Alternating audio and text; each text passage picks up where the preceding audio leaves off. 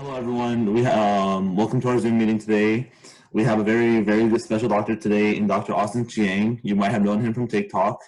He's Dr. Austin Chiang is an interventional GI. So, doctor, I'll let you talk a bit more about yourself. Okay, cool. Yeah, just interrupt me whenever, okay? So, because I can probably Okay. keep on talking. Hi everyone. I'm Austin Chang.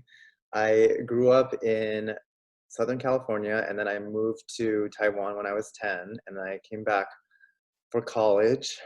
So I spent 7 years in Taiwan from middle school through high school, and I came back for college, went to Duke in North Carolina. Then I went to med school at Columbia. I stayed there for internal medicine residency for another 3 years.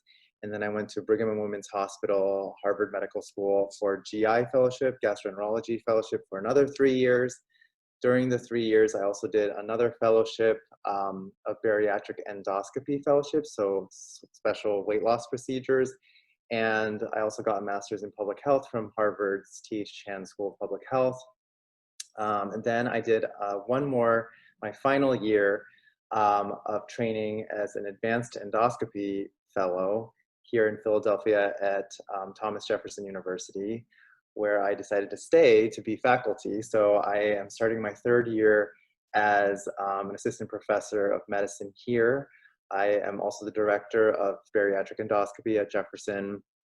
I am the chief medical social media officer for Jefferson Health, our entire 14 hospital health system.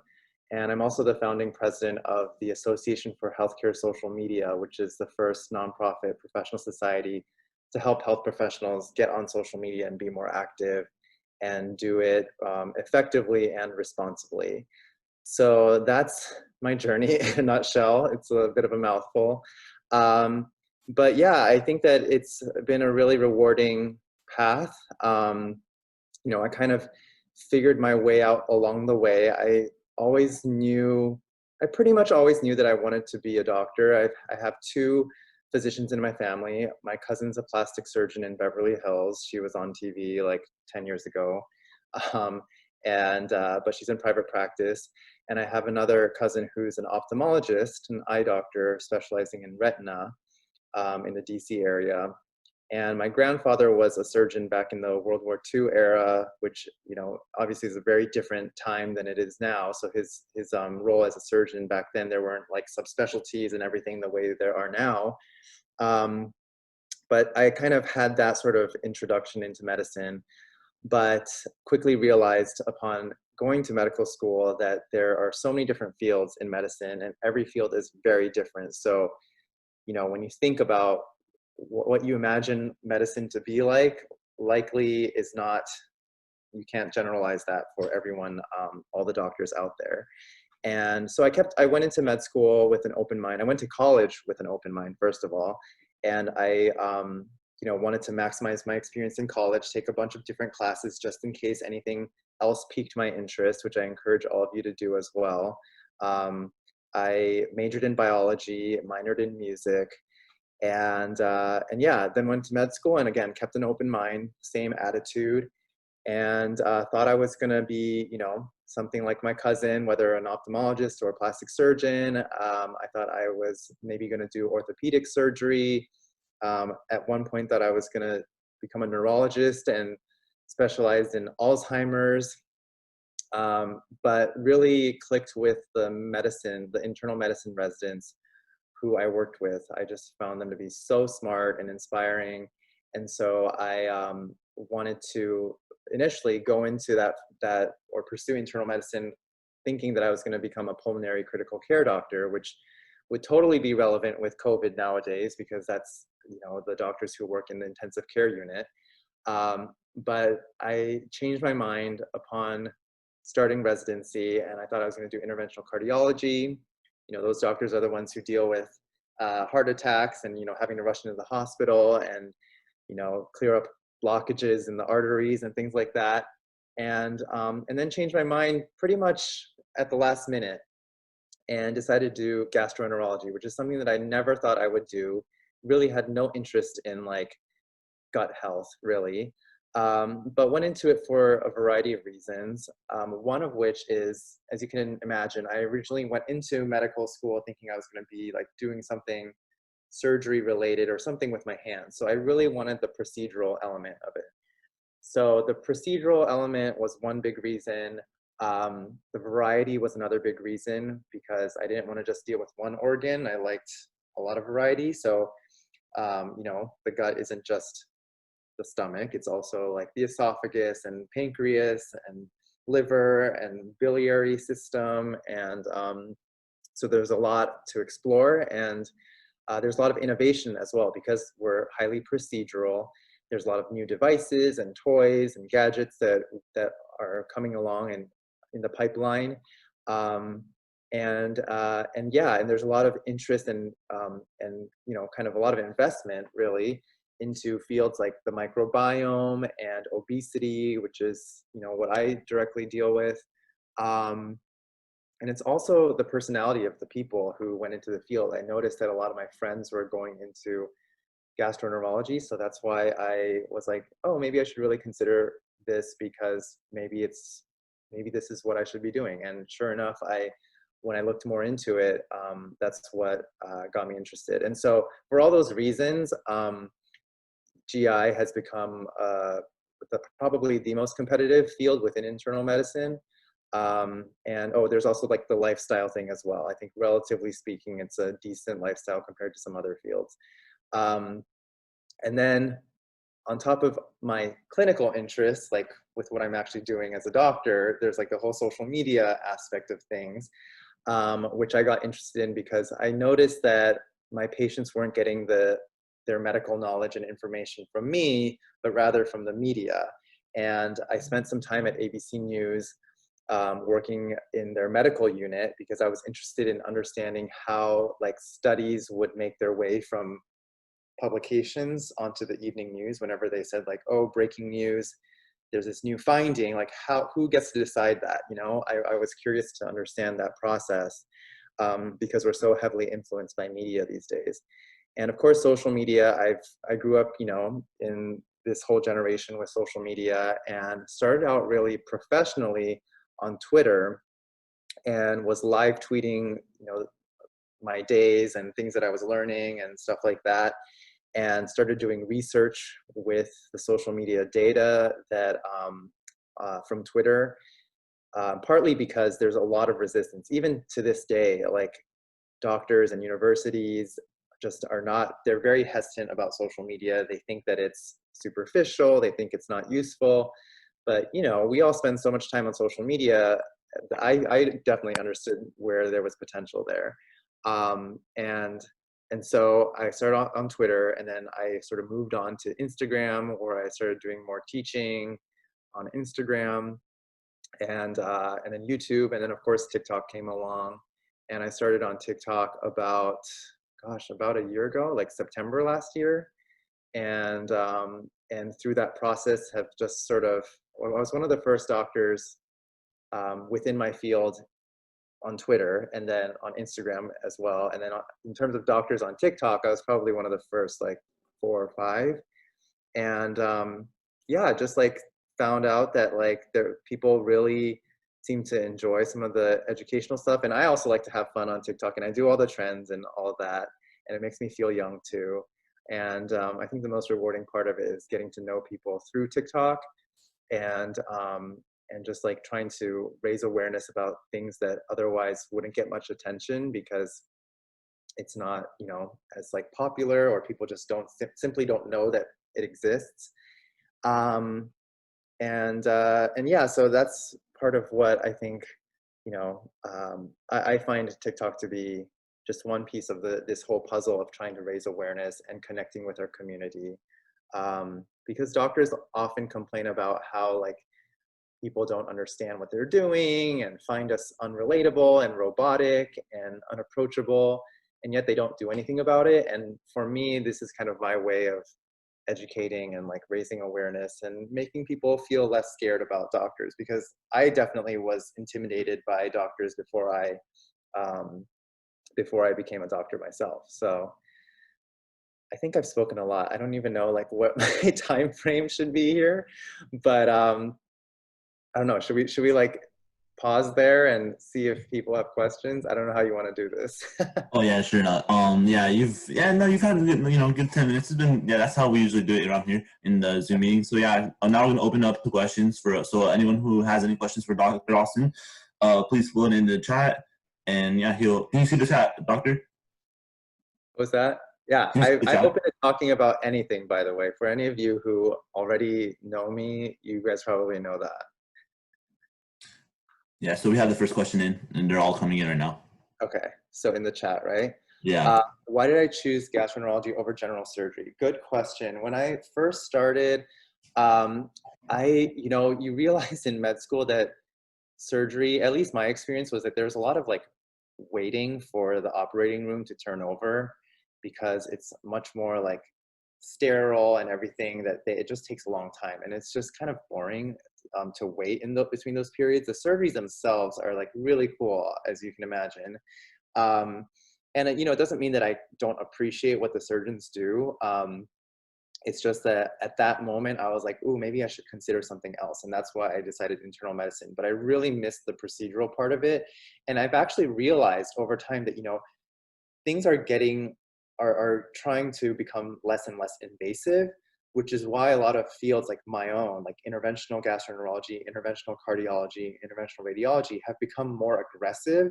And we've sort of, you know, found ways to do things that are less invasive than what the surgeons are doing. And so certain fields, like if you talk to some of the doctors in those fields, like interventional cardiology, have taken over. It's become standard for them to do these procedures to replace heart valves and, clear up arteries that in the past used to be a surgical thing, but we're all looking for ways to make things less invasive, which makes our fields really exciting and innovative for that reason. So those are several reasons why. What's my favorite part of my job? Honestly, I think working with my coworkers and knowing that I've I think it's what makes medicine more gratifying than a lot of other fields is that you really walk away feeling like you've made an impact on someone's life and you've made them feel better and more productive, and it's a very tangible result. And it doesn't mean that there aren't other aspects that are frustrating, because some people have chronic conditions that are very difficult to treat and diagnose. So there's a little bit of both, but I think when those successes really make you feel like, wow, I've really, impacted someone's life. What are my thoughts about taking a gap year? I don't think it's necessary. I think that for some people, well, I should rephrase that. For some people who really need to, for whatever reason, to like boost their GPA or whatnot, I think that might be like quote unquote necessary. But for everyone else, if you want to take a gap year because you want more experience or you're hesitant and you want to like work in another field before you actually decide that medicine is for you, I think, by all means, like definitely take a gap year. I didn't take any time off, but in some ways I feel like I would have benefited from learning more about how the world works, because once you're on this train, you kind of just are like go go go, and you suddenly feel like you've been in school for like 15 years and you haven't really like understood how to adult like everyone else. And so I kind of had to learn later on, like, oh, this is like how um, a lot of the rest of the world works, which in some ways is it's tough because we learn like the science and the medicine, but so much of how we go about our jobs later on is related to like business and like, the political field. And I kind of wish I had a little more time to explore that a little bit. Unrelated to medicine, how was my experience at Duke? Great question. I loved going to Duke. I after 4 years, I always grew up in well, I should say, when I was in Taiwan, I lived in a very urban environment.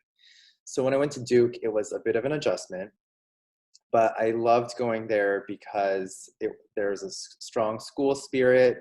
There was like good diversity and strengths, because they're very strong in like econ and also like the medical field. And so I knew that I had options. If I didn't want to go into medicine, there were other things that I thought it would give me a good foundation in. Um, Before going to Duke, I had no idea what Duke was about, to be quite honest. I thought I had done the whole like college tour in the Northeast and everything in Chicago, and I knew nothing about Duke. And the only reason why I applied was because it was my friend's dream school, which ironically, like he didn't get in and I did, and I knew nothing about like basketball or anything Duke related. But it ended up being a great experience, and I love that even though at the time it was a little more isolated compared to other universities, it was good because like everyone was on campus. You got to know people on campus a lot better, you know, compared to a school like NYU, for instance, where it's like right in the city and you're kind of like, you may or may not bond with other people in the university. You might be like forming networks outside of it. Um, have my had my social media presence increased my patience? Yes and no. I feel like I would have the same volume of patience. I think that increasingly people, I think more people will look me up before coming to see me and then notice that I'm on social media rather than the other way around. Although there have been a couple TikToks that have gone like quote unquote viral and have gotten like people, I guess, interested in certain procedures that they have since come in for like a consultation. So yeah, I guess like plus minus. Um, do I have any regrets or mistakes that I made early on? Mm, Gosh, good question. I think, you know, in high school, I really was like very much go, go, go. I need to always like do the most, like the best thing out there. And you kind of can see that as a theme throughout my entire career, like go to the best college I could get into, go to the best med school I could get into. And similarly, when I was in high school, I was like, I got to take all the AP classes and do as best as I can because I want to place out of the classes in my freshman year of college and get a head start. And I felt like I was rushing through the process a little bit, and ended up like taking organic chemistry and all these really tough classes my freshman year. And in retrospect, I almost wish I had gone back and taken some of like the more basic or intro classes and actually had a good, strong foundation. But at the end of the day, like in the moment, I was like, wow, I wish I did that. But now that I'm here, I'm kind of like, I don't really use like chemistry. I don't use like any of those classes anymore. So I guess like not a regret, but I think this is so cliche, but I know a lot of people say like, oh, you know, just take your time, everything's gonna work out. Like, don't stress out about the little things. And I kind of wish I didn't stress out about the little things as much.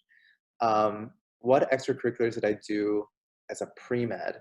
So like in college, the main thing for me, and I think that extracurriculars, by the way, are super important. I feel like um, that's really how you distinguish yourself from other applicants, because I always tell people this, that every single applicant out there has some research, some volunteering experience, they've all shadowed, like everyone looks pretty much the same on paper. And so the things that you do outside of like the usual pre-med route are what really separate you from the rest of the crowd. So I was concertmaster of the Duke Symphony. So that's probably like the biggest standout thing that I did that I think, you know, separated me from the rest of the crowd. But other things that I did, I mean, I was so involved in other things, like there was kind of like a special dorm that I was a part of that was like a language-based dorm. Um, I was also an ambassador for Duke, where I would like represent Duke whenever new like recruiting employers would come on campus. I did like volunteering abroad. What else did I do? Gosh, as a pre-med, I'm trying to think what else I did. But yeah, I mean, and I, like I said, I did research, so I worked in a lab. Um, yeah, stuff like that. And oh, by the way, when you're in college and you're applying to med school, very rarely do med schools ever look at anything before that. So don't stress out about, so they definitely won't look at your SAT scores or ACT scores. They won't look at any like extracurricular stuff before college.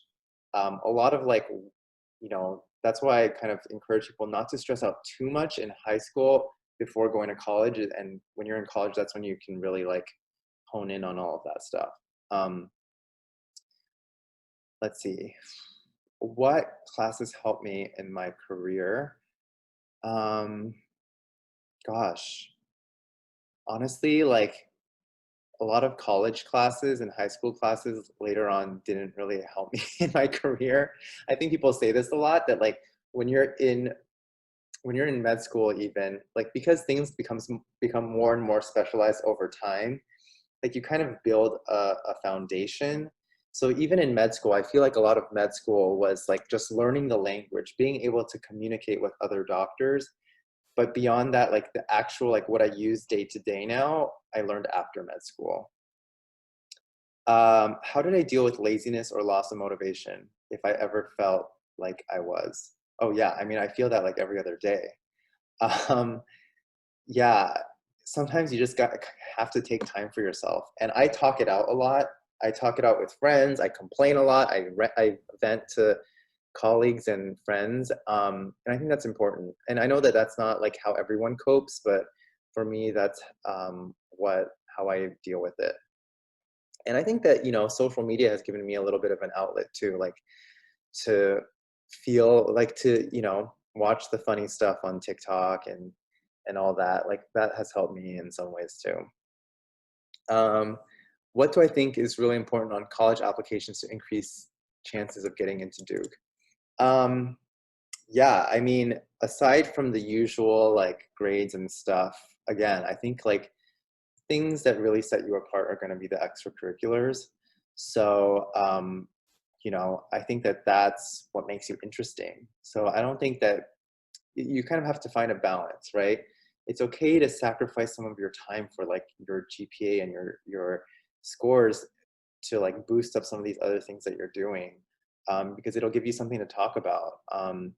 When if you put yourself in the shoes of like the admissions people, because now I have to like interview. I don't really, interview, or I don't look at applications on the med school level or even the residency level. I look more at like the fellowship and the advanced fellowship level. So like people who are very far along in training.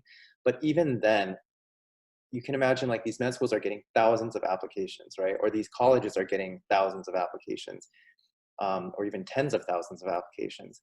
And I mean, there are huge committees for these colleges, but even when I'm reading like 100 applications for advanced endoscopy fellowship, which we get like 100 for one spot, reading the 100th personal statement, you just kind of want to like tear the whole thing apart because it's like it's the same story over and over and over again. And even I remember reading stuff for residency when I would interview med students applying to residency.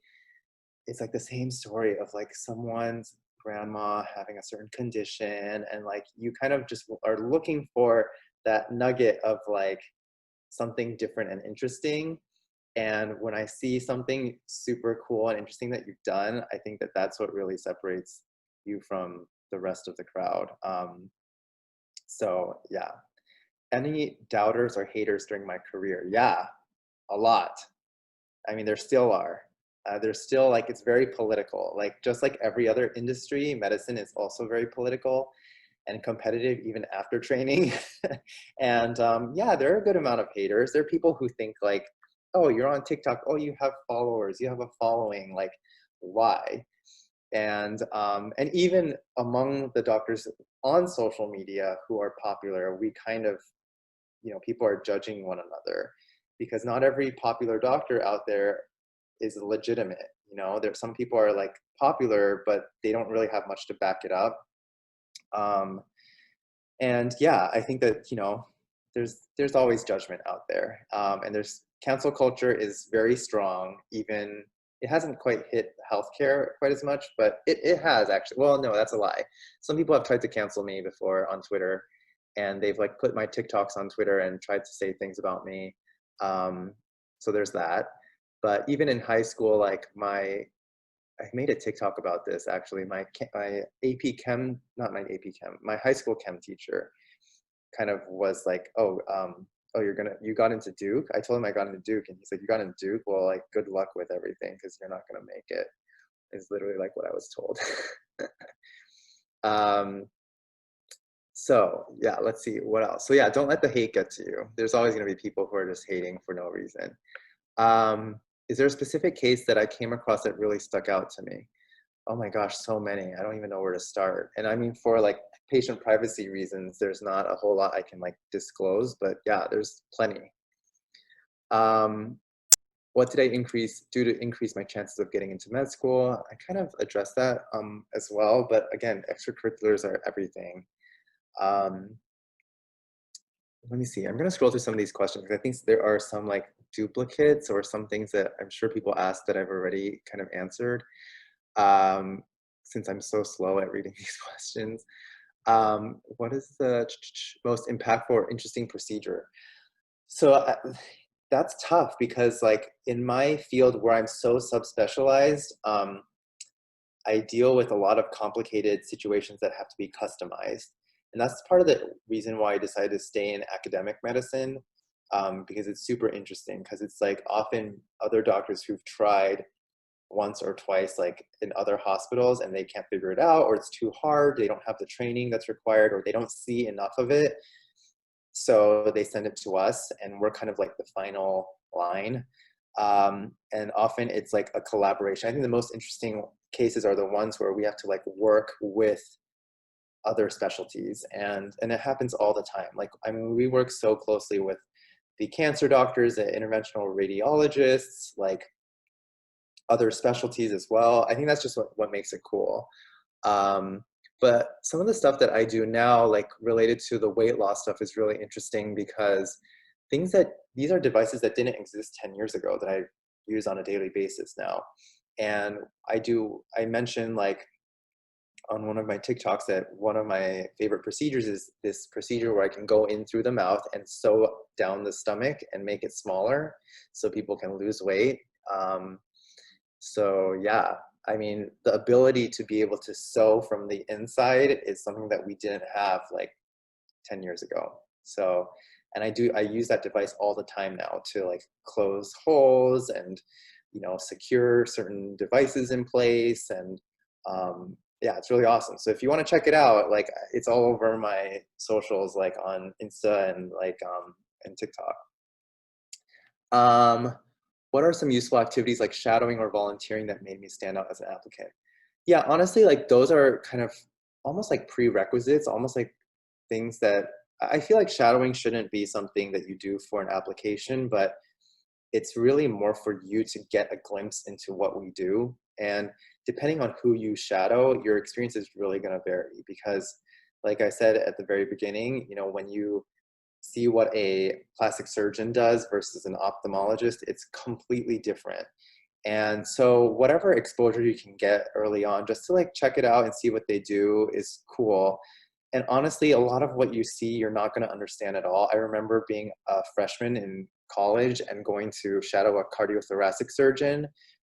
I had no idea what he was talking about. He was trying to like explain things to me, and I was like, you are speaking a foreign language because this is like totally over my head. But I mean, it was cool to see, but I had no idea what was happening. I had no idea what he was talking about or doing.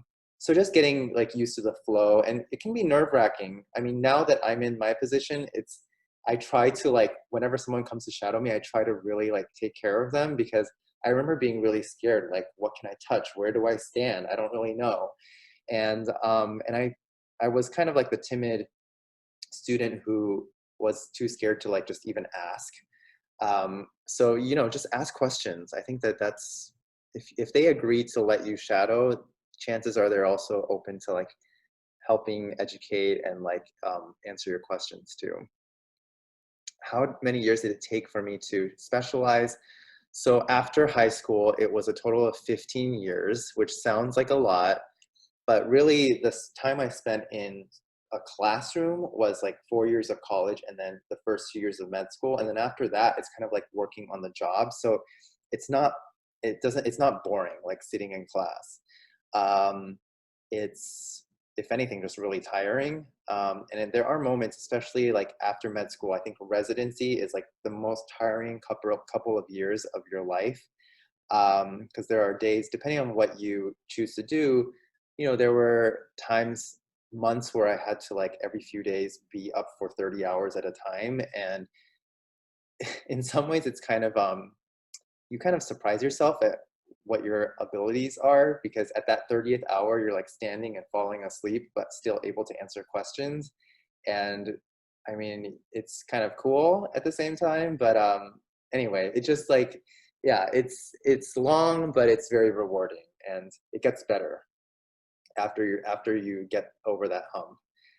Work-life balance as a GI doctor. So I often tell people that work-life balance as a doctor, you can really make it whatever you want it to be.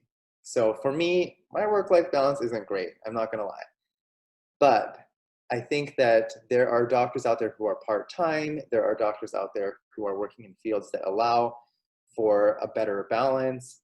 I take on a lot of responsibilities, like aside from everything that I do at the hospital and the med school and my nonprofit organization and social media.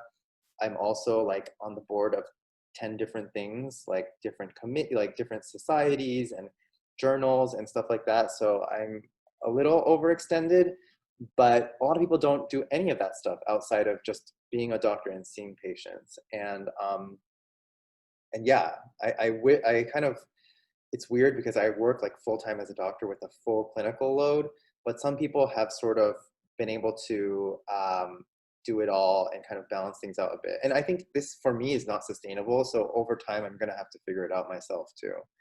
For my minor in music, did I focus on a particular instrument? Yeah, I played the violin. Most common cases I see is a GI doctor. So again, I'm very subspecialized. So most gastroenterologists out there deal with like colon cancer and do colonoscopies, deal with acid reflux, deal with like irritable bowel syndrome. I don't deal with almost any of that. I deal mostly with like pancreatic cancer and like stones in the bile duct, like gallstones. And a lot of people kind of say that I'm like a glorified plumber, because basically my job is to go in wherever there's a blockage and open it up. And that's often what I do, is open things up. So if there's esophageal cancer blocking off the esophagus, I go in and I open it up and I place a stent. The obesity portion of things, like I said, I do a lot of the suturing and other stuff like that. Let's see, I'm gonna scroll down a little bit. Typical day like as a GI. So quick answer to that question. So kind of like what I said, there's so much variation. If you look at some of my colleagues, they just are in the office, like seeing patients in a clinic every day, all day. For me, it's very different. I only do that one day a week, and the rest of my week is pretty much doing procedures in these like what looks like kind of mini operating rooms. So yeah, that's why there's like so much variation. Like for me, it's and like our turnover is very quick. So we do many more cases in a day than the surgeons do. Let's see, what's this question? Has the workload ever made me rethink my path? Yes, if I have to be quite honest, I've definitely thought about it. But I think what's really awesome about medicine is that once you're in it, you don't necessarily have to be like the doctor that you imagine, like where you're seeing patients. There are people who, there's just so many open doors. Like you can go into health policy, you can go into like working for a pharmaceutical company, you can go into consulting. One of my best friends from med school, she did an MD PhD, so she spent way more time in school than me. And she just started her kind of first job out of training, and she's working at the CDC, and her hope was to actually like go abroad and like do work with malaria and stuff like that. But she's going to be doing stuff with COVID and the pandemic. But she, after all these years, was like, I don't want to deal with patients, and that's perfectly fine. There are a lot of my friends who've done that. Another colleague of mine was an architect before going into medicine, and she later realized, I don't want to be like a traditional doctor, and I want to like, you know, combine my interests of like architecture and being a doctor. So now she kind of designs hospitals, which is kind of cool. One of my med school classmates was like a writer before starting med school. He actually finished med school, decided it wasn't for him, and he went back to writing. And he actually wrote a book that was like really critically acclaimed before going to med school, and it's now a Netflix movie called Beasts of No Nation. But yeah, anyway, there's a lot of different paths you can take. Okay, I'm gonna scroll down a bit. Extracurricular activities in high school. I mean, I did like the typical, like, you know, different society. I was like president of the Spanish club and president of what is that called? Um, like music honor society, and I was in NHS, and I don't even remember like what I was in. Honestly, it was so long ago. But I did all these random things. Like I was in the school play one year. I don't know, so long ago. I can't remember that. Did COVID affect my job? Yes, we actually took like, you know, I was working from home a lot during the first 2 months, but because we took turns, basically, some of these procedures that I do, you like can't wait, like they're emergencies. So, and people get hospitalized for it. So we had to take turns. And so that's how we kind of dealt with it. How was my experience at Harvard and Columbia? What you realize is I went into these places thinking like, wow, how did I get in? Because I don't feel smart enough to get in. And I'm asking all these stupid questions, and you realize that everyone else is asking the same stupid questions. And you realize that people there are not always as smart as you imagine. And that all these places, you think it's going to be like the best place on earth because there's billions of dollars.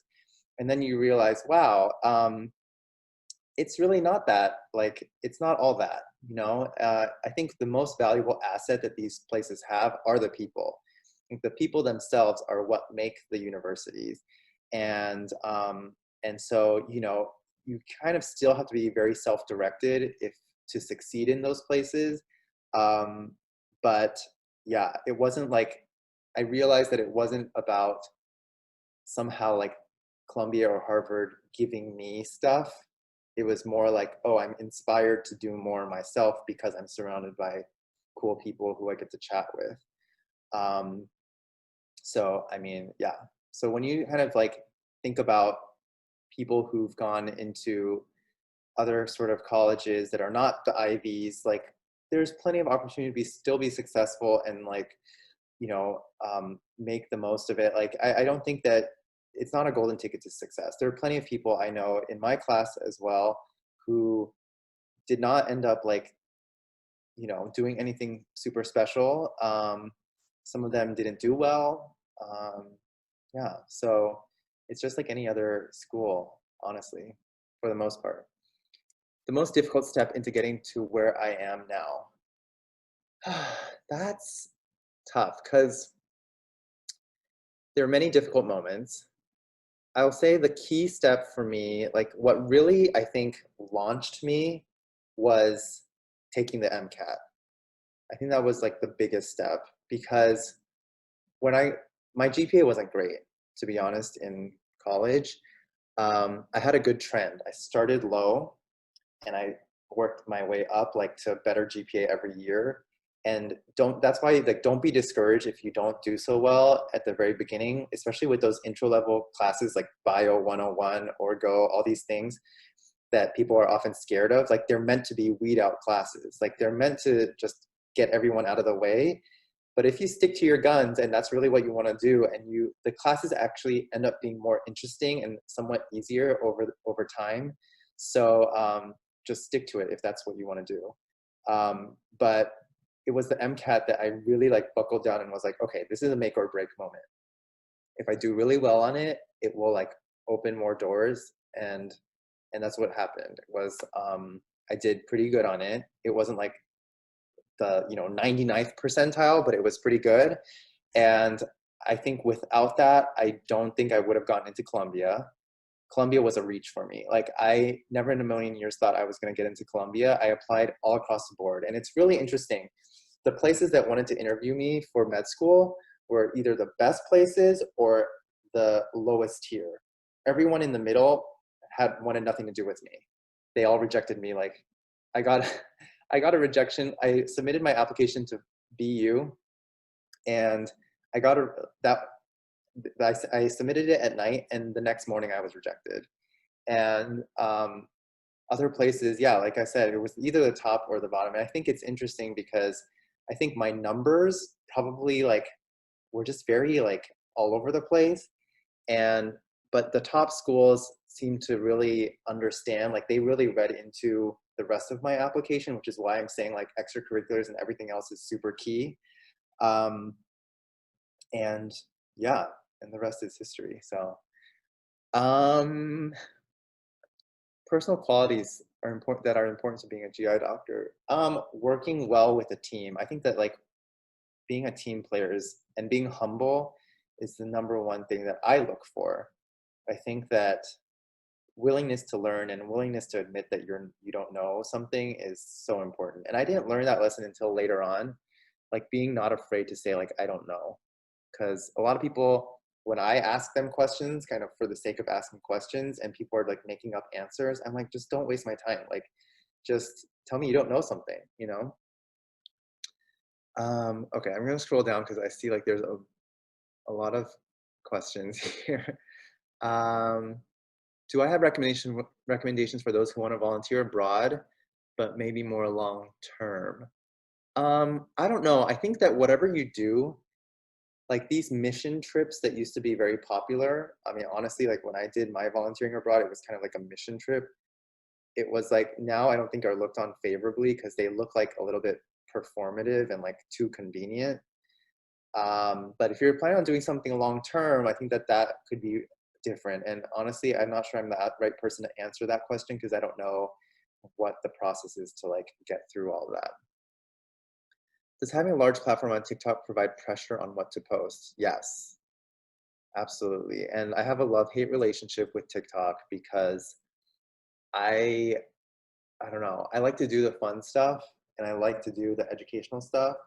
And I know that like the people who do well on TikTok kind of the algorithm is very weird and I don't think like how I post is favorable and but I have to be very careful about what I post and people are very easy they'll pick apart anything that I talk about, so I have to be very careful about like how I word things and yeah, sometimes it's just I don't want to be canceled. so so that's it does put pressure on me. um am I doing okay, by the way? I'm just like, yeah, okay, good. Sorry if I'm boring people here, but I do want to try to answer your questions. Trey asks, I'm a musician and want to double major in both health sciences and music. Would that be too stressful? No, I don't think it's too stressful. Honestly, I probably could have majored in both, but I chose to minor in music because A, I didn't want to take some of these music classes, and B, I wanted to like spend that other time exploring other things. So I took like classes in political science, in economics, in just other things just to be more well-rounded and yeah, like potentially see if I was interested in other fields. Um, what are some stereotypes about GI doctors? I like to say that people think that we're fun and easy to work with, and I think that's true. I think there's a common misconception that people think we like to deal with guts and poop, which is absolutely not true. I don't like poop just like everyone else. So, so yeah, there's that. Are high schoolers allowed to join the nonprofit? Yes. Yes, you're allowed to join, but there is like a fee. It's a discounted fee. But yeah, whoa, did I just like skip a bunch of questions or maybe I raced through Oh, maybe it was just like the notification that was different. Wow, okay. I think I just like thought I had a lot more to go, but I think I answered most things here.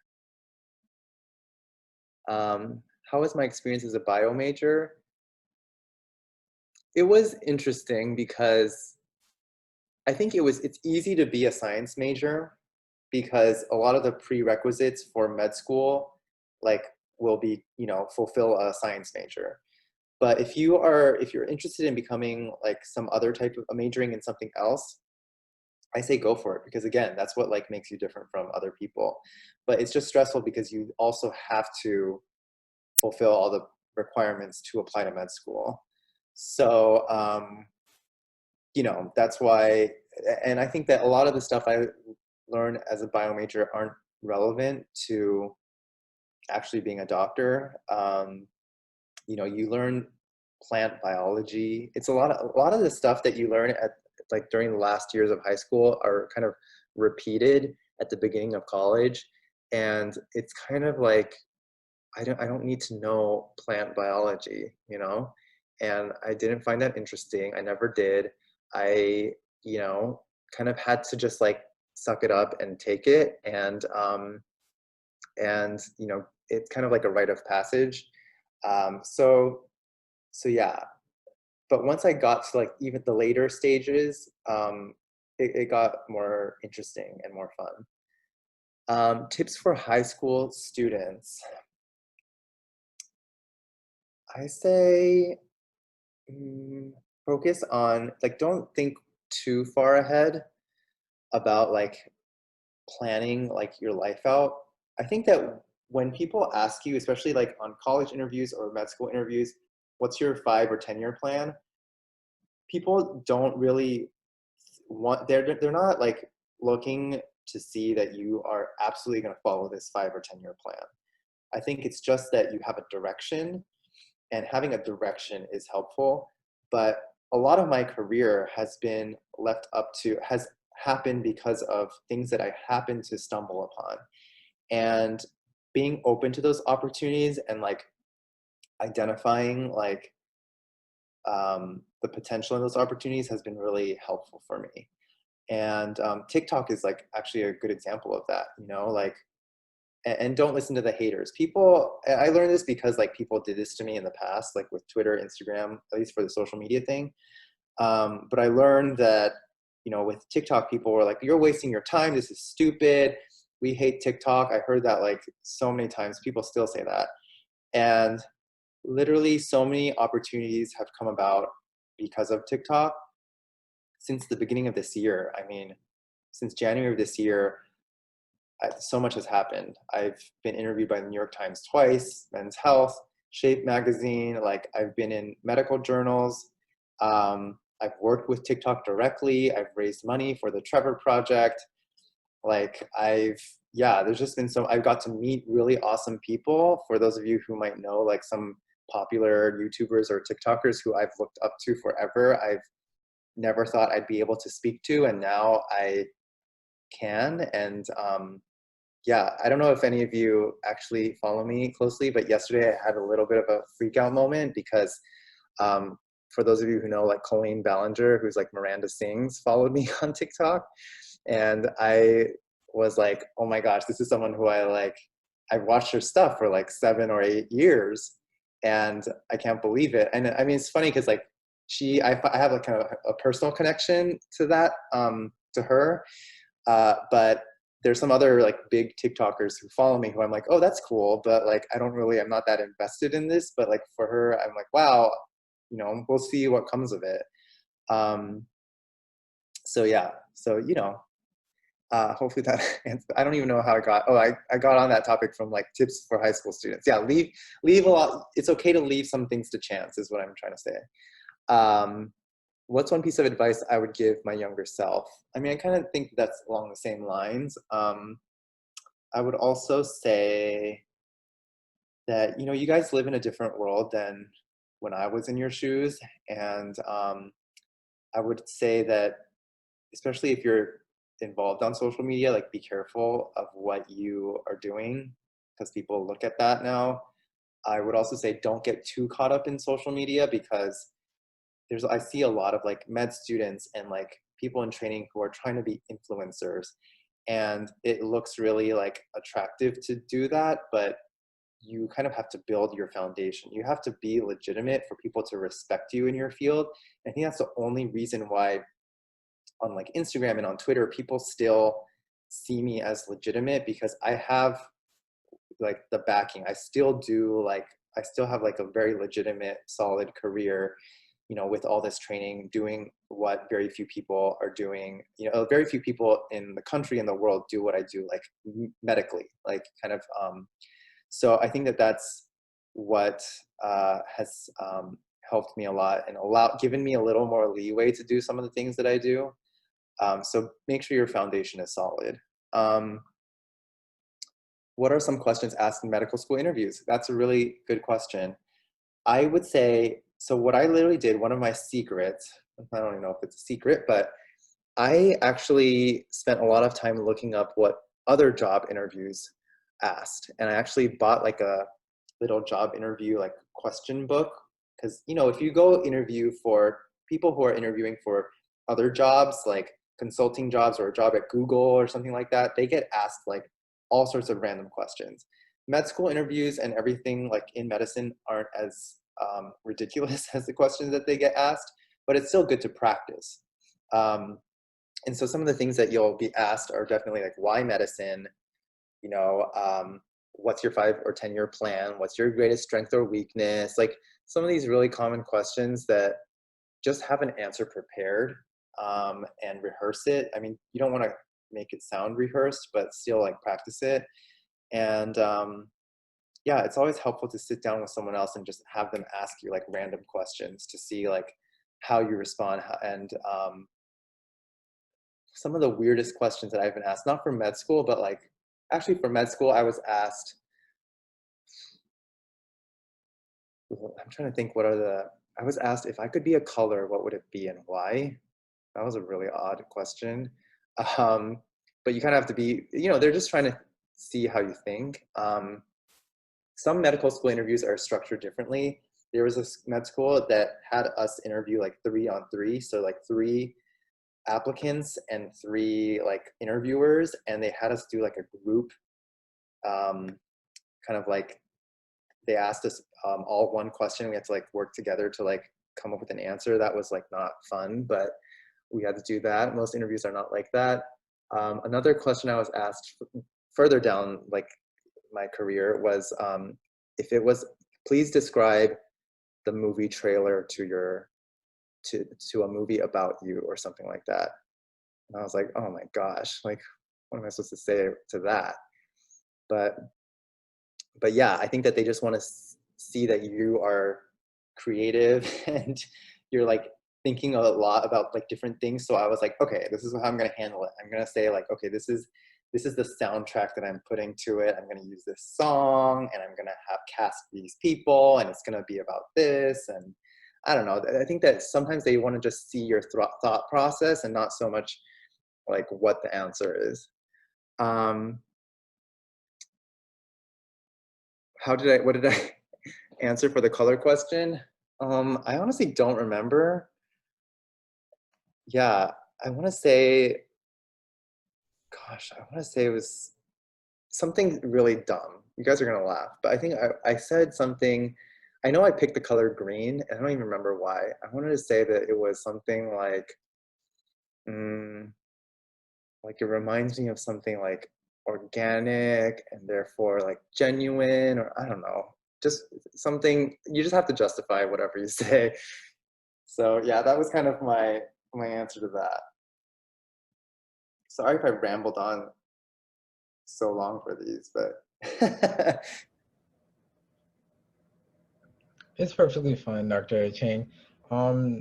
This will conclude our meeting. Thank you, Dr. Chang, for sharing your story and answering the students' questions and joining our meeting today. of course. And Everyone enjoyed it. It was really, insightful. Do you have any last minute things to say?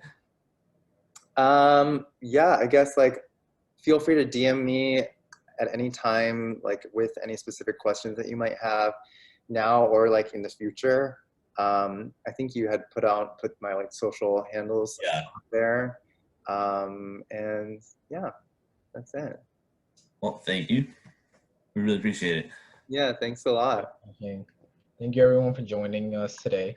Thank you. Bye. Thank you. Thanks.